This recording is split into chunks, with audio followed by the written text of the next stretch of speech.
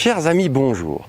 Aujourd'hui dans cette vidéo, c'est comprendre comment fonctionnent les bras et les poignets afin de comprendre comment réussir à développer le plus de vitesse possible. Alors déjà, la première des choses, c'est on va parler d'un point de vue différent. Il y a le vôtre qui est ici et le mien. Je suis donc à ma place. Si vous regardez bien par rapport au niveau des mains, parce que j'entends beaucoup de mes élèves dire il faut que les poignets se déplace, il faut qu'il tourne, il faut qu'il y ait une action des mains.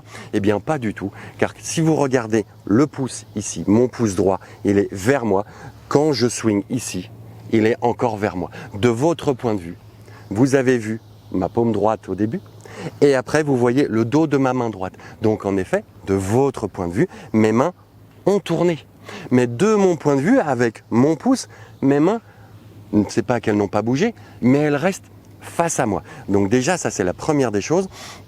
Il ne faut pas essayer d'actionner les poignets volontairement, car pour ressentir un mouvement des poignets, il faut bloquer les avant-bras et les bras. Et là, ainsi, youpi! En effet, j'ai ressenti un mouvement des poignets.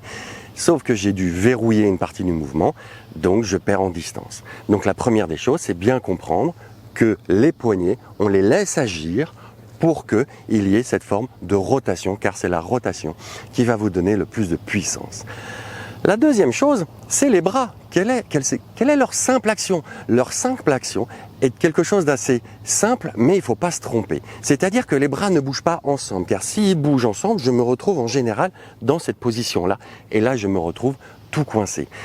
Ils ne travaillent pas en opposition, c'est-à-dire l'un contre l'autre, mais ils travaillent en complémentarité. C'est-à-dire que quand je me tourne dans un sens, mon bras droit est ici, ma main droite est vers vous, et quand je me retourne, en fait, il y a une pronation, supination des bras et des avant-bras surtout, qui permettent une accélération du club avec tout le poids du corps. C'est pour cela qu'il ne faut pas essayer de bidouiller quelque chose avec les bras, il faut juste essayer de laisser le club partir, en les laissant partir et en le lançant vers la cible, en essayant de bien laisser le club fouetter.